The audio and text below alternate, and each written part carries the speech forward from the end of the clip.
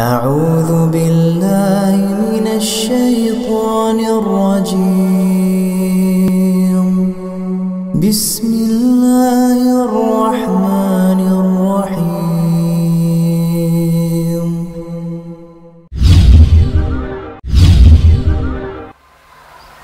ورحمة الله وبركاته. بسم الله الرحمن الرحيم. الحمد لله رب العالمين، وبه نستعين على أمور الدنيا والدين، والصلاة والسلام على أشرف المرسلين سيدنا محمد وعلى آله وصحبه ومن تبعهم بإحسان إلى يوم الدين. سبحانك لا علم لنا إلا ما علمتنا إنك أنت العليم الحكيم. قال الله تعالى في القرآن الكريم وهو أصدق القائلين: أعوذ بالله من الشيطان الرجيم. قال أغير الله أبغيكم إلها وهو فضلكم على العالمين وإذ أنجيناكم من آل فرعون يسومونكم سوء العذاب يقتلون أبناءكم ويستحيون نساءكم وفي ذلكم بلاء من ربكم عظيم. وواعدنا موسى 30 ليلة وأتممناها ب10 فتم ميقات ربه 40 ليلة. وقال موسى لأخيه هارون اخلفني في قومي وأصلح ولا تتبع سبيل المفسدين. ولما جاء موسى لميقاتنا وكلمه ربه قال رب أرني أنظر إليك قال لن تراني ولكن انظر إلى الجبل فإن استقر مكانه فسوف تراني.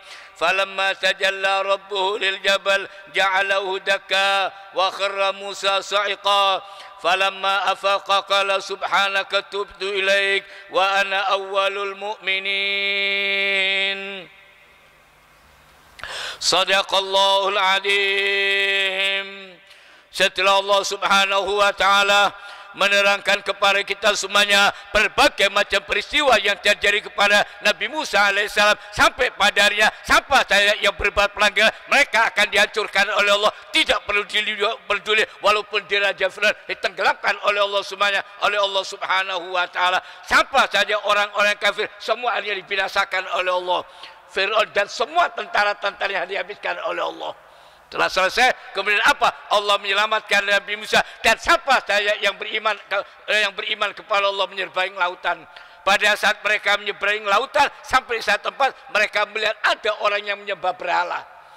Mereka mengatakan kepada Musa, ya Musa, coba kita buatkan Tuhan seperti ini. Nabi Musa mengatakan, kami ini bodoh, sudah semua kekuasaan itu juga masih mau percaya sama gini-gini ini. Bayangkan, sudah ditunjukkan mukjizat apa? Laut terbelah di muka mata mereka. Tetap ada saja mau syirik itu. Makanya Rasulullah mengajarkan kepada kita tiap hari perbaiki, kita bisa kena sama. Perbaiki iman ini. Rasulullah tanya, ya apa cara memperbaiki? Kata Rasulullah, tiap hari kalian perbaiki iman ini. Nabi Musa yang sudah demikian mendidik muridnya. Begitu sudah selamat dari kejaran Fir'aun, selamat sudah, dan orang kafir sudah tenggelam sudah, Fir'aun dan semua tentaranya mati, sudah selamat. Melewati satu daerah, melihat ada orang nyembah berhala, mereka mengatakan, ya Musa, coba kita buatkan Tuhan seperti ini, enak, bisa dibawa kemana-mana ini. Masuk akal. Nabi Musa mengatakan, kami ini bodoh, semua kekuasaan sudah ditunjukkan, si minta seperti ini. Dia bisa ngomong Nabi Musa. Makanya Rasulullah mengajarkan kepada kita tiap hari perbaiki iman ini. Kenapa? Kita ini tiap hari perang sama setan aja kalahi. Tiap detik begitu kita buka mata, langsung setan sudah bisikkan telinga kita. Makanya Rasulullah SAW mengatakan tiap orang tidur diikat oleh setan dengan 3 ikatan. Begitu bangun, apa ikatan yang pertama? Rasulullah mengatakan begitu buka mata, apa kata setan? Alaika lailun tuwil, masih malam. Begitu buka mata lihat jam, baru adzan, sudah adzan subuh nih. Si adzan 5 menit 10 menit sih cukup. Tidur set jam 6 lu. Jam 6 rek. Katanya setan, kok di 5 menit sak jamnya salahmu dewe. Makanya Rasulullah mengajarkan begitu buka mata apa? Siapa yang bisa menyelamatkan diri? Begitu kita berzikir kepada Allah, kata Rasulullah, lepas 1 ikatan. Kemudian apa? Bangun, wudu, lepas 2 ikatan. Salat, kata Rasulullah, semua ikatan dan apa? Bangun pagi dalam keadaan sudah sehat, sudah tangkas. Tapi orang yang kerinan bangun pagi seperti orang males, kaselan, kata Rasulullah. Makanya Rasulullah mengajarkan tiap hari perbaiki iman ini. Kita tiap hari perang sama setan dan banyak kalanya. Jangan sombong. Kenapa? Musuh yang tidak terlihat. Rasulullah ya apa cara memperbarui iman? Apa yang diajarkan oleh Rasulullah? Aktir yang banyak kamu berzikir, membaca kalimat la ilaha, yaitu kata solusi untuk menanjapkan iman dalam hati ini. Sampai Rasulullah SAW dalam hadis yang sahih Rasulullah mengajarkan siapa yang baca 3 macam kalimat semua ceritanya akan diselesaikan. Apa saja masalah kita akan diselesaikan oleh Allah. Apa? Yang pertama Rasulullah mengajarkan orang yang baca kalimat la ilaha illallah. Apa yang pertama? Al-Azim. Dia Allah yang dan Allah itu penyantun dan penyabar. Rasulullah mengajarkan orang yang membaca ini insya Allah selamat dari apa saja bencana akan menimpa kepadanya. Yang pertama Rasulullah mengajarkan siapa yang baca kalimat la ilaha illallah al-azimul halim, dia Allah yang maha agung dan Allah itu halim, penyantun dan penyabar. Kemudian apa yang kedua? Rasulullah mengajarkan siapa yang baca kalimat la ilaha illallah Rabbul, dia Allah pemilik arsy yang sangat agung, Rabbul arsyil azim, yang diajarkan oleh Rasulullah. Sampai Imam Nawawi di dalam kitab Al-Azkar beliau mengatakan siapa yang baca ini semua bencana akan menimpa, insya Allah dia selamat. Musuh-musuh apa saja selamat dari segala macam bencana.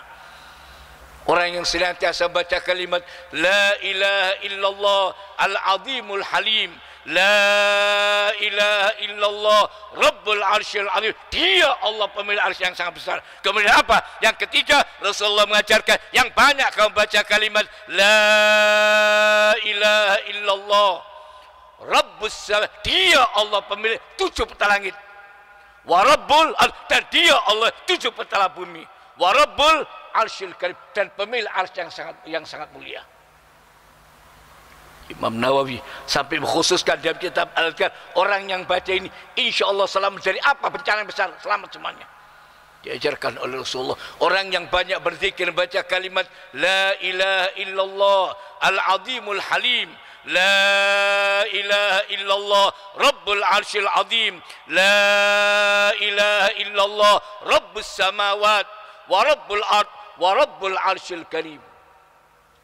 Rasulullah mengajarkan orang yang membaca ini insya Allah apa saja musibah akan menimpa insya Allah akan diselamatkan oleh Allah. Itu hebatnya itu. Makanya Rasulullah mengajarkan tiap hari perbaiki iman ini. Kita ini terus perang sama setan, kita banyak kalahnya, musuhnya tidak ketok. Begitu kita berzikir lari setan dari kita semuanya. Kemudian pada ayat lanjutannya pada ayat yang ke-40 daripada suratul Araf, pada saat mereka mengatakan kepada Musa, ya Musa, coba kita buatkan seperti ini. Nabi Musa mengatakan kepada mereka, qala aghairallahi abghikum, apa mungkin saya akan carikan untuk kamu Tuhan selain daripada Allah. Di mana akalmu, kata Musa? Allah berikan segala macam sampai laut dibelah di muka matamu. Mau syirik? Aghairallah, siapa saja yang mengajak kita syirik, ini ayatnya. Kalau ada orang yang cari apa, katakan apa mungkin saya akan cari Tuhan selain dari semua apa saya yang kamu hebat itu ilah. Ada orang yang mempertuhankan raja, ada yang mempertuhankan kedudukan, ada yang mempertuhankan harta, itu ilah semuanya. Apa yang dianggap hebat selain daripada Allah? Hati-hati. Makanya Rasulullah mengatakan, saya tidak takut umatku tidak beralah. Tidak, insya Allah selamat. Apa yang saya paling takutkan? Syirik yang halus, syirkul khafi. Berapa lembutnya? Lebih lembut, lebih halus. Dari apa? Bekas telapak kaki semut. Tahu, sidik jari kita tidak kelihatan. Ya apa sidik jarinya semut? Semut yang hitam berjalan di atas baju hitam, kelihatan? Jangan kita di malam, siang saja lagi itu. Bayangkan di malam yang kelam. Kata Rasulullah, akhfa, jauh lebih lembut dari itu. Makanya Abu Bakar tanya, ya Rasulullah, kalau seperti itu, ya apa kita bisa selamat? Abu Bakar As-Siddiq. Kata Rasulullah, andaikan semua orang timbang imannya sama bakal kalah semuanya. Itu masih tanya, ya apa supaya bisa selamat dari syirik? Apalagi kita. Jangan gampang menyalahkan orang fonis. Kita ini tiap hari bergelimang dosa. Makanya diajari yang banyak berzikir, yang banyak minta ampun sama Allah. Nabi Musa mengatakan, aghairallah, apa mungkin saya akan mencarikan untuk kamu ilahan Tuhan selain daripada Allah? Ya apa kamu? Apa kata Nabi Musa? Wah, dan dia Allah telah memuliakan dari makhluk sisa alam pada saat itu. Kamu diberikan oleh Allah kelebihan yang luar biasa, dan kita sebagai umat Muhammad, Allah berikan kelebihan kita lebih dari segala macam. Makanya Allah memberitahu dalam Al-Quran, kata Allah, Allah memberikan kamu kemuliaan yang luar biasa. Umat Muhammad, Rasulullah SAW pada suatu hari ketika para sahabat sedang duduk, Rasulullah tanya, ya apa kira-kira perasaanmu kalau sepertiga penduduk surga dari umat Muhammad? Sahabat takbir, Allahu Akbar, mereka merasa gembira. Rasulullah tanya, ya apa kira-kira perasaanmu kalau separuh penduduk surga dari umat Muhammad? Sisanya dari mulai Nabi Adam sampai Nabi Isa. Sahabat takbir, Allahu Akbar. Kata Rasulullah, saya minta kepada Allah 2/3 penduduk surga dari umat Muhammad. 2/3 loh. Sisanya dari mulai Nabi Adam sampai Nabi Isa. Rasulullah kepin semua umat Muhammad yang masuk surga. Dan kata Rasulullah, kita umat belakangan tapi masuk surganya nomor 1. Setelah umat Muhammad selesai, baru mulai Nabi Adam sampai Nabi Isa. Itu kelebihan kita. Makanya Allah memberikan contoh Nabi Musa alaihissalam pada saat mereka minta Tuhan. Kata Nabi Musa, apa mungkin saya akan mencarikan Tuhan selain daripada Allah? Wahwa, dan dia Allah memberikan kemuliaan kepada makhluk sisa alam pada saat itu. Jadi jangan kaget kok kita Rasulullah ditawani kok. Lewat Abu Talib langsung bicara sama Rasulullah. Orang-orang kafir bangsa Quraisy bilang sama Abu Talib, bilang sama Muhammad, apa sih tujuannya ngajar? Tidak usah ngajar, daripada jerat-jerit capek. Kalau Muhammad mau, apa yang dia minta? Semua kekayaan orang Arab kita kumpulkan, kita berikan. Sampai Rasulullah paling kayanya orang Arab, tidak usah kerja. Semua kekayaan kita kasih Rasulullah, asal langsung ngajar. Perhatikan, jangan bangga dengan slogan orang Barat time is money, ngawur. Kita ini kadang-kadang sok barat-barat time is money. Opo? Kamu sholat sunnah 2 rakaat sunat al-fajr 2 rakaat berapa menit? Lihat jam loh. Oh kurang 2 menit tututi 2 menit tuh. Sunat al-fajr apa lebih dari dia? Semua dunia saya sendiri. Dunia sak fasilitasnya kalahkan 2 rakaat. Jangan cerita subuhnya, sunnahnya yang wajib lebih besar. 2 rakaat sunat al-fajr. Berapa menit? 2 menit, 5 menit. Lebih baik dari dunia dan semua isinya loh. Kalah 2 rakaat, apalagi subuhnya. Rasulullah mengatakan, andaikan orang-orang tahu besarnya pahala orang yang mengerjakan sholat isya dan subuh berjamaah, akan berangkat ke masjid walaupun merangkak. Ojo tambah prei, keliru, tidak sembahyang dadak loh. Masjid ditutup tidak sembahyang, keliru gede itu. Lompoh kata Rasulullah. Coba orang tahu besarnya pahala orang yang mengerjakan sholat isya dan subuh berjamaah, akan berangkat ke walaupun dia merangkak, dia sudah jalan ngesot berangkat ke masjid. Bayangkan Rasulullah sakit berat sampai meninggal dunia kurang lebih 11 hari kata ahli tafsir, ada yang mengatakan 13 hari. Dalam keadaan sudah tidak kuat, dipapa 2 orang, Al-Abbas paman Rasulullah dengan Ali bin Abi Thalib. Kaki Rasulullah nyeret, sudah jalannya ke masjid tidak kuat, berangkat jadi imam. Apa tidak nama masjid? Pandemi. Ono bancaan, temenan dah kau ni. Nek guru bancaan berangkat deh, masih pandemi berangkat.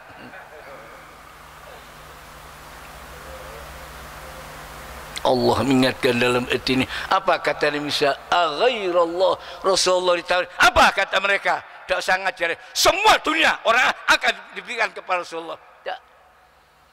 Atau barangkali kepingin perempuan sing ayu-ayu, putih orang Arab yang cantik. Berapa Muhammad mau kawinan semuanya? 10 kawinan asal langsung ajar. Lah kalau kita tawani ini, yo pelat, yo apa Ustaz? Us perai wae yo. Memang dah no iman nih. Rasulullah ditanya apa? Minta harta. Wanita sampai apa? Kedudukan. Kata mereka, kita angkat jadi kamu jadi raja. Atau keping sultan, kunci Ka'bah kita serahkan kepadamu. Rasulullah dengan tenang memberikan jawaban kepada pamannya. Waktu itu Abu Talib yang diminta, bilang sama Muhammad.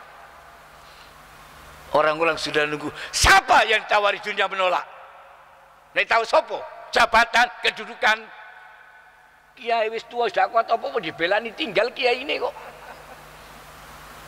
Ini Rasulullah mau tahu nih dunia, wanita, harta lengkap kabeh kedudukan, sak fasilitas ini. Rasulullah dengan tenang mengatakan kepada pamannya, ya Ami, jangankan dunia yang mereka tawarkan. Kok dunia? Andaikan orang-orang kafir bisa mengambil matahari loh, matahari ditaruh tangan kanan, dan bulan taruh tangan kiri. Terbit datang apa katanya saya? Untuk saya tinggalkan ngajar. Enggak. Mungkin saya mati terbunuh, itu resiko dakwah. Nabi Zakaria dibunuh, Nabi itu berisiko dakwah. Jadi jangan kaget. Kata Rasulullah, mungkin Allah memberikan kebenaran, atau mungkin saya terbunuh di jalan Allah, tidak apa-apa. Makanya Allah mengatakan, aghairullah, kata Nabi Musa, masa saya mau carikan Tuhan yang selain daripada Allah? Wa huwa, dan dia Allah telah memberikan kalam dari makhluk sisi alam. Wa id anjainakum min an. Kemudian apa? Kata Allah, perhatikan, Allah mengingatkan apa? Nikmat kami, kata Allah, yang menyelamatkan kamu dari kejamnya Raja Fir'aun. Makanya ingat, berapa tahun kita dikasih nikmat? Dari mulai kecil, terus baru diuji setahun. Pirang puluh tahun nikmatnya itu, ingat tono. Jangan kalau ada musibah pengumuman pung mati. Lo sing lahir umumno. Ojo mati tok diumumno. Berapa yang tahu? Sama seimbang. Tiap ada kelahiran ada kematian. Berapa muslim yang dibateno di Palestina? Enggak.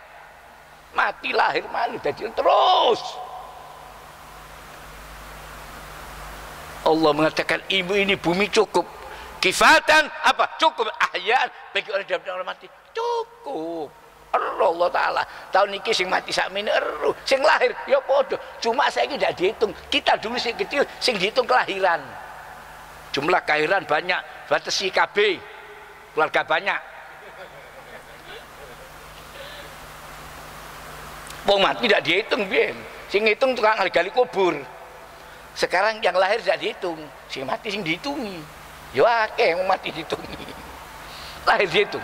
Ada pengumuman yang lahir sekian dah ono. Rumah sakit pasal akeh sing lahir. Kembar-kembar itu.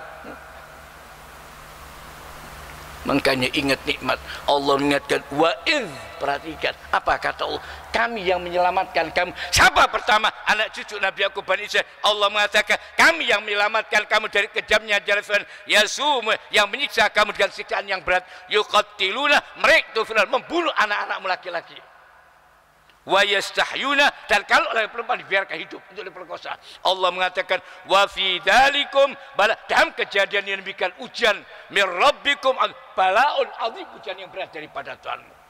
Alhamdulillah kita sama Allah dikasih kenikmatan sekarang. Ilingon nikmatnya. Jangan banyak mendengarkan cerita musibah. Nikmat yang kamu terima dari mulai kita bangun tidur, alhamdulillah. Oksigen yang kita hirup gratis semuanya, tidak pakai bayar. Mau bayar berapa?